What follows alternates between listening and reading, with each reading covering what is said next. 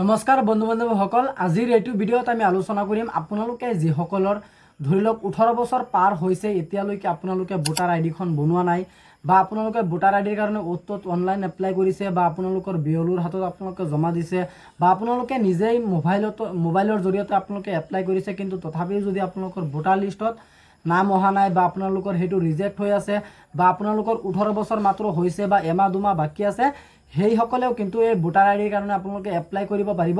আজি মই আপোনালোকৰ লগত ফুল ষ্টেপ বাই ষ্টেপ মই আপোনালোকক দেখুৱাই দিম যে আপোনালোকে কেনেকৈ মানে আপোনালোকৰ ভোটাৰ আইডিৰ কাৰণে কেনেকৈ ফৰ্মখন ফিল আপ কৰিব লাগিব আৰু সেই ফৰ্মখন আপোনালোকে জমা দিব লাগিব আপোনালোকৰ বিঅ'ৰ ওচৰত বা আপোনালোকৰ ব্লকত বা আপোনালোকৰ ডিষ্ট্ৰিক্ট অফিচত।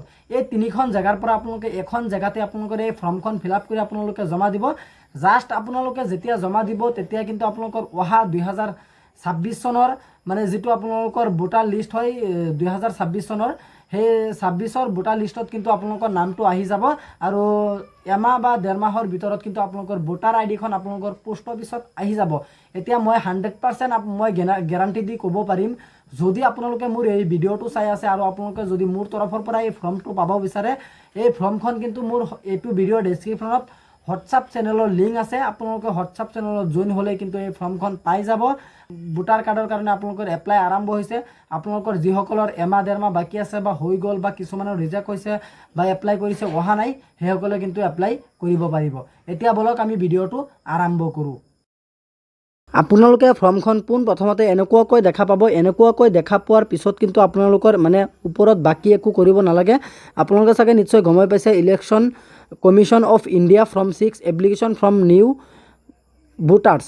গতিকে আপোনালোকে প্ৰথমতে চাব যে ইয়াত আপোনালোকৰ মানে ইয়াত কোৱা হৈছে আপোনালোকৰ পাৰ্লিয়ামেণ্টৰ নেম আৰু আপোনালোকৰ পাৰ্লিয়ামেণ্ট কণ্টেঞ্চুৰী, আৰু এইটো আপোনালোকে ৰাইট চাইন দি দিব আৰু নেম দুখন ইফালে লিখি দিব। আৰু ইয়াত আপোনালোকৰ কোৱা হৈছে যে আপোনালোকৰ মানে এইখিনি আপোনালোকৰ কিন্তু লিখিলেও হ'ব নিলিখিলেও হ'ব, এইখিনি আপোনালোকৰ লিখিব নালাগে। আপোনালোকৰ মানে আপোনালোকে য'ত জমা দিব তাতে কিন্তু আপোনালোকৰ ভেৰিফিকেশ্যন হ'ব আৰু তেতিয়া কিন্তু তাতে লিখা থাকিব। গতিকে আপোনালোকে ভালদৰে অলপ চাব যে এইখিনি জেগা আপোনালোকৰ লিখিব নালাগে। তাৰপিছত কিন্তু আপোনালোকে তলফালে স্ক্ৰল ডাউন কৰিলে আপোনালোকে এইখিনি জেগাত দেখা পাব। 1 নম্বৰত ইয়াত লিখা হৈছে name in official language of state. আপোনালোকৰ আসামটো আপোনালোকে এইখিনি জেগাত লিখিব আৰু যদি আপোনালোকে বেলেগ জেগাত বসবাস কৰি আছে আপোনালোকৰ বেলেগ জেগাটো আপোনালোকে লিখি দিব পাৰে। তাৰপিছত কিন্তু আপোনালোকৰ ইয়াত লিখা হৈছে ফাৰ্ষ্ট নেম ফ'ল'ড বাই মিডিল নেম। আপোনালোকৰ ফাৰ্ষ্ট নেমটো আপোনালোকে ইয়াত লিখি দিব আৰু লাষ্ট নেমটো আপোনালোকে এইখিনি জেগাত লিখি দিব। আৰু 3 নম্বৰত আপোনালোকে চাব 1ৰ বিত আপোনালোকৰ লিখা আছে আপোনালোকৰ ছেম আপোনালোকৰ নিজৰ নামটো আৰু ছাৰ নেমটো আপোনালোকৰ লিখা হৈ আছে। তাৰপিছত কিন্তু আপোনালোকে এইফালে চাব যে আপোনালোকৰ মানে এখন ফটো ইয়াত দিব লাগিব। এই ফটোটো কিন্তু আপোনালোকে অলপ মানে কিমান 4.5 সেণ্টিমিটাৰ ইনটু 3.5 সেণ্টিমিটাৰ। আপোনালোকে চাগে নিশ্চয় গমে পাইছে, মানে দীঘলটো আপোনালোকৰ 4.5 আৰু আপোনালোকৰ বহলটো হৈছে 3.5 সেণ্টিমিটাৰ। গতিকে আপোনালোকে তলফালে স্ক্ৰল ডাউন কৰিলে আপোনালোকে এইখিনি জেগাত দেখা পাব। ইয়াত আপোনালোকৰ লিখা হৈ আছে 2 নম্বৰত ইয়াত লিখা হৈ আছে আপোনালোকৰ name and sir name in official language of state of any on the relatives. গতিকে আপোনালোকক ইয়াত কোৱা হৈছে যে আপোনাৰ মানে ধৰি লওক আপুনি যে ভোটাৰ আইডিখন আপুনি বনাই আছে, ভোটাৰ আইডিখনত আপোনালোকৰ দেউতাৰ নাম আপুনি দিব পাৰিব, মাকৰ নাম দিব পাৰিব, হাজবেণ্ডৰ নাম দিব পাৰিব, ৱাইফৰ নাম দিব পাৰিব। যদি মই মানে চিলেক্ট কৰিছোঁ ফাদাৰ্ছটো মই চিলেক্ট কৰিছোঁ, মই এক্সাম্পলৰ কাৰণে মই আপোনালোকক দেখুৱাবৰ কাৰণে মই আপোনালোকক দেখুৱাইছোঁ যে ফাদাৰ্ছটো ধৰি লওক চিলেক্ট কৰিছোঁ। যদি আপোনালোকৰ বেলেগ কিবা হয় আপুনি বেলেগ দিব পাৰিব বা ৱাইফ দিব পাৰিব, বা আপুনি যদি এজন মহিলা মানুহ হয় হাজবেণ্ড দিব পাৰিব, মাদাৰ দিব পাৰিব, ফাদাৰ দিব পাৰিব। গতিকে আপোনালোকে তলফালে তাত চাব যে ফাদাৰত ইয়াত আপোনালোকে চিলেক্ট কৰাৰ লগে লগে কিন্তু আপোনালোকৰ তলফালে চাব legal guardian in case of orphan guru in case of third gender. আৰু তেওঁৰ মানে কি হয় আপোনালোকৰ লিগেলটো আপোনালোকে এইখিনি জেগাত এটা হেৰি কৰি দিব, ৰাইট চিন লগাই দিব। আৰু তলফালে কিন্তু আপোনালোকৰ 2ৰ বিত আপোনালোকৰ লিখা হৈ আছে 2ৰ বিত আপোনালোকৰ লিখা হৈছে name and sir name in English block letters. আপোনালোকে ডাঙৰ আখৰে লিখিব লাগিব। আৰু আপুনি যে লিখিছে আপোনালোকৰ ফাদাৰ্ছ নেমটো আপোনালোকে যে এইখিনি জেগাত লিখিছে যে আপোনাৰ কাৰ নামটো আপুনি দিব বিচাৰে ফাদাৰ্ছ, আৰু ফাদাৰ্ছৰ নামটো আপোনালোকে এইখিনি জেগাত লিখিব লাগিব। এইখিনি জেগাত আপোনালোকে ডাইৰেক্ট লিখি দিব লাগিব।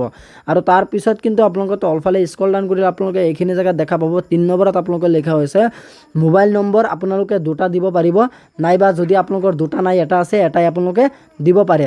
তাৰপিছত কিন্তু আপোনালোকৰ আপোনালোকৰ 4 নম্বৰত লিখা হৈ আছে ইমেইল আইডি। ইমেইল আইডিটো আপোনালোকৰ দিলেও ভাল আৰু নিদিলেও একো নাই, আপোনালোকৰ যদি আছে আপোনালোকে দি দিব এইখিনি জেগাত, আৰু যদি নাই নিদিলেও হ'ব।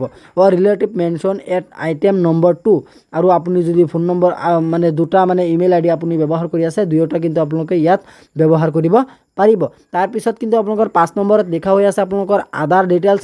আপোনালোকৰ প্ৰথমতে এ নম্বৰত আপোনালোকৰ ইয়াত টিক চিন এটা লগাই দিব। লগোৱাৰ পিছত কিন্তু আপোনালোকে এইখিনি জেগাত আধাৰ ডিটেইলটো আপোনালোকৰ বহুৱাই দিব লাগিব। আৰু তাৰপিছত কিন্তু আপোনালোকৰ বি নম্বৰত লিখা হৈছে I am not able to furnish my Aadhaar number because I don't have Aadhaar number. তাৰপিছত কিন্তু ইয়াত কোৱা হৈছে 6 নম্বৰত আপোনালোকৰ বিঅ'টো আপোনালোকে মানে দুয়োটাতে আপোনালোকে টিক চিন এনেকৈ লগাই দিব। লগোৱাৰ পিছত কিন্তু 6 নম্বৰত আপোনালোকে কোৱা হৈছে আপুনি মেল হয় নে ফিমেল হয়, মতা হয় নে মাইকী হয়। যদি মেল হয় মেলত দিব, আৰু ফিমেল হ'লে ফিমেলত দিব, আৰু থাৰ্ড জেণ্ডাৰো আছে আপোনালোকে চিলেক্ট কৰিব পাৰে।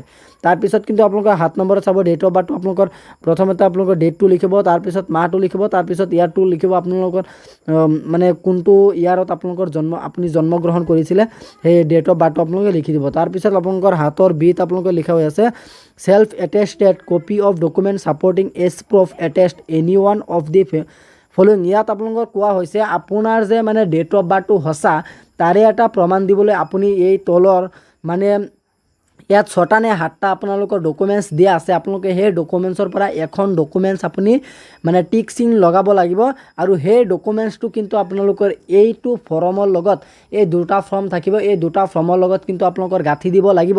ধৰি লওক মই এক্সাম্পল হিচাপে মই আপোনালোকক দিছোঁ যে আধাৰ কাৰ্ডটো 2 নম্বৰত আছে, আধাৰ কাৰ্ডটো দিছোঁ।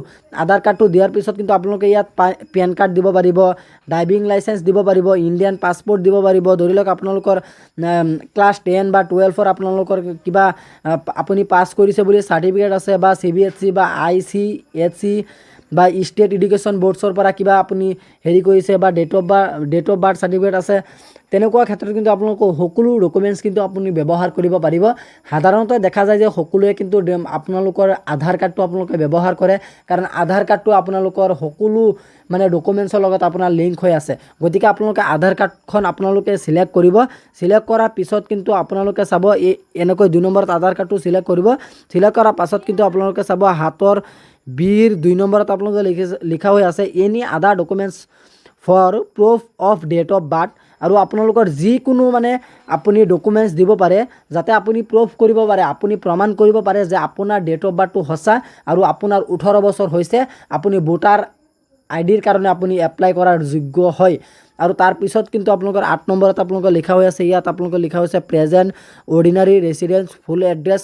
আৰু প্ৰথমতে ইয়াত লিখা হৈছে বিল্ডিং হাউচ নেম, আপোনালোকৰ ঘৰ নম্বৰটো এইখিনি জেগাত লিখিব, আৰু আপোনালোকৰ মহলাটো ইয়াত লিখিব। ধৰি লওক আপুনি কোন গাঁৱত বসবাস কৰি আছে, বা আপোনাৰ মহলা যদি আছে, বা আপুনি যদি টাউন চহৰত আছে মহলাটো দিব, আৰু গাঁৱত বাস কৰিলে আপোনালোকৰ গাঁৱৰ নামটো দিব। আৰু ইয়াতো কিন্তু আপোনালোকৰ গাঁৱৰ নাম দিব কৈছে, বা টাউনৰ নাম দিব কৈছে, টাউনৰ নাম বা গাঁৱৰ নামটো আপোনালোকে দি দিব। পিনক'ডটো আপোনালোকে এইখিনি জেগাত দি দিব। তাৰপিছত ডিষ্ট্ৰিক্টটো আপোনালোকে চিলেক্ট কৰিব। ডিষ্ট্ৰিক্টটো আসাম, ডিষ্ট্ৰিক্টটো আপোনালোকৰ ডিষ্ট্ৰিক্ট কোনটো হয় আসাম ষ্টেটৰ, আপোনালোকৰ ডিষ্ট্ৰিক্ট কোনটো হয় আপোনালোকে ডিষ্ট্ৰিক্টটো দিব। আৰু পোষ্ট অফিচটো আপোনালোকে ভালদৰে লিখিব, কাৰণ পোষ্ট অফিচত আহিব, আৰু তাৰপিছত কিন্তু পোষ্ট অফিচৰ পৰা আপোনালোকে কল কৰিব। তাৰপিছত তহচিল তালুক মণ্ডল, গতিকে আপোনালোকৰ কোনটো হয় আপোনালোকে সেইটো চিলেক্ট কৰিব। আপোনালোকৰ মানে গাঁৱত কোনটো থাকে, মণ্ডল থাকে, তালুক থাকে বা তহচিল থাকে, ষ্টেটটো আপোনালোকে চিলেক্ট কৰিব লাগিব। তাৰপিছত কিন্তু আমি আহি গৈছোঁ 2 নম্বৰ পেজত, আৰু 2 নম্বৰ পেজত আপোনালোকে চাব যে ইয়াত self attested copy of address proof. আপোনালোকৰ এড্ৰেছ প্ৰুফৰ কাৰণে আপুনি এখন মানে আপোনাৰ মানে প্ৰমাণপত্ৰ এখন আপুনি দিব লাগিব। ধৰি লওক আপোনালোকৰ আধাৰ কাৰ্ডটো আপোনালোকে চিলেক্ট কৰিব পাৰে। তাৰপিছত কিন্তু আপোনালোকৰ তলফালে চাব, ইয়াত আপোনালোকৰ 2 নম্বৰত লিখা হৈ আছে আপোনালোকৰ 2 নম্বৰত ইয়াত লিখা হৈছে any other document for proof of residence. গতিকে আপোনালোকে মানে ধৰি লওক ইয়াত কোৱা হৈছে if none of the above documents is available please specify. আপোনালোকৰ এইখিনি লিখিব নালাগে, এইখিনি অফিচৰ পৰাই লিখি দিব। আপোনালোকক কোনখিনি লিখিব লাগে সেইখিনি আপোনালোকে লিখিব লাগিব। তাৰপিছত আপোনালোকৰ 9 নম্বৰত লিখা হৈছে category of disability in any optional, আপোনালোকৰ কোনটো হয় আপোনালোকে সেইটো চিলেক্ট কৰিব। লোক'মেটিভ, ভিজুৱেল, ডিফ এছ ডাম্প, আপোনালোকে লোক'মেটিভটো আপোনালোকে চিলেক্ট কৰিব। তাৰপিছত আপোনালোকক তলফালে কোৱা হৈছে, ইয়াত আপোনালোকক কোৱা হৈছে পাৰ্চেণ্টেজ ডিজিবিলিটি, গতিকে আপোনালোকৰ কিমান মানে পাৰ্চেণ্টেজ হৈছিলে। যদি আপোনালোকৰ ধৰি লওক 5 পাছ চাৰ্টিফিকেট আছে, বা 9 পাছ আছে, 10 পাছ আছে, 12 হায়াৰ ছেকেণ্ডেৰী বা আপোনালোকৰ মেট্ৰিক পাছ আছে আপোনালোকৰ কোনটো হেৰি আছে আপোনালোকে ইয়েছত যদি আপোনালোকৰ আছে তেন্তে আপোনালোকে ইয়েছত ক্লিক কৰি আপোনালোকৰ পাৰ্চেণ্টেজটো এইখিনি জেগাত বহুৱাই দিব যদি আপোনালোকৰ নাই তেন্তে আপোনালোকে ইয়াত কাটচিন এটা লগোৱাই দিব আৰু আপোনালোকৰ সেই মানে যিটো প্ৰমাণ পত্ৰখন আপোনালোকৰ দিব নালাগে তাৰপিছত কিন্তু আপোনালোকক 10 নম্বৰত কোৱা হৈছে the details of my family member already included in the electoral roll at current address with whom I currently reside are as under ইয়াত কোৱা হৈছে যদি আপোনাৰ ফেমিলিৰ মানে কোনোবাই মানে আপোনাৰ ফেমিলিৰ মানে হেৰি ভোটাৰ আইডিত আপোনালোকৰ নাম আছে নে নাই তেখেতসকলৰ নাম আছে নে নাই সেই বুলি কৈছে গতিকে আপুনি যিকিনো এখন মানে আপোনাৰ ফেমিলিৰ মেম্বাৰৰ এড কৰিব পাৰে ধৰি লওক ফেমিলিৰ নামটো আপুনি ৰাম লিখিলে আৰু তাৰ লগত আপোনালোকৰ ৰিলেশ্যনটো কি হয় যাৰ কাৰণে আপুনি এপ্লাই কৰিছে ধৰি লওক আপুনি আপোনাৰ নিজৰ কাৰণে এপ্লাই কৰি আছে আৰু আপুনি যাৰ নাম এইখিনি জেগাত দিব তাইৰ লগত আপোনাৰ ৰিলেশ্যনটো কি হয় আপোনালোকে এইখিনি জেগাত লিখিব লাগিব আপোনালোকে অসমীয়াত লিখিলেও হ'ব গোটেইখিনি তাৰপিছত কিন্তু আপোনালোকৰ মানে ইয়াত কোৱা হৈছে তাৰ নাম যেটো আপোনালোকে লিখিছে তাইৰ মানে ভোটাৰ আইডি নাম্বাৰটো আপোনালোকে এইখিনি জেগাত লিখি দিব তাৰপিছত কিন্তু আপোনালোকে তলফালে স্ক্ৰল ডাউন কৰি আপোনালোকৰ এইখিনিত মানে ডিক্লেৰেশ্যন আপোনালোকৰ এইখিনিত একো কৰিব নালাগে এইখিনিত জাষ্ট আপোনালোকে এখন মানে এইখিনি জেগাত এখন সহি কৰিব আৰু তাৰপিছত কিন্তু আপোনালোকে যদি টিপ জানে আপোনালোকে টিপখন ইয়াত এখন দি দিব যদি সহি জানে সহি কৰিব টিপ নহলে সহি কৰিব লাগিব আপোনালোকৰ তাৰপিছত কিন্তু আপোনালোকৰ ইয়াত একো কৰিব নালাগে আৰু জাষ্ট আপোনালোকৰ মানে এইখিনি জমা দিব আৰু আপোনালোকে এই ফৰ্মখন কিন্তু মোৰ এইটো ভিডিঅ'ৰ ডেছক্ৰিপশ্যনত হোৱাটছআপ চেনেলৰ লিংক আছে আপোনালোকে হোৱাটছআপ চেনেলত সকলোৱে জইন হৈ যাব হোৱাটছআপ চেনেলত কিন্তু বিভিন্ন ধৰণৰ এনেকুৱা ডকুমেণ্টছ কিন্তু মানে মই শ্বেয়াৰ কৰি থাকোঁ আপোনালোকে এই ডকুমেণ্টছখিনি ফ্ৰীতে পাই যাব কোনো 1 টকা আপোনালোকক দিব নালাগে গতিকে আজি ইমানখিনি আছিলে আপোনালোকক দিবলগীয়া ইনফৰমেশ্যন আশা কৰিছোঁ ভিডিঅ'টো চাই ভাল পালে যদি ভিডিঅ'টো চাই ভাল পালে তেন্তে ভিডিঅ'টোত এটা লাইক কৰি দিব আৰু আপুনি যদি আমাৰ চেনেলত নতুন আছে প্লিজ আমাৰ চেনেলটো সাবস্ক্ৰাইব কৰিবলৈ নাপাহৰিব আৰু পৰৱৰ্তী ভিডিঅ'টো মই কিহৰ ওপৰত বনাম আপোনালোকে কমেন্ট কৰি জনাব আৰু এইটো আজি মই ভোটাৰ আইডিৰ কাৰণে ফৰ্মখন আপোনালোকে কেনেকৈ ফিল আপ কৰিব বা ক'ত জমা দিব লাগিব মই ফুল ডিটেইলছত আপোনালোকৰ লগত আলোচনা কৰিছোঁ ইয়াৰ ভিতৰত যদি আপোনালোকৰ কিবা আৰু সুধিবলগীয়া থাকে আপোনালোকে কমেন্ট বক্সত জনাব আপোনালোকৰ চিন্তাৰ কোনো কাৰণ নাই মই আছোঁ জয় আই অসম থেংক ইউ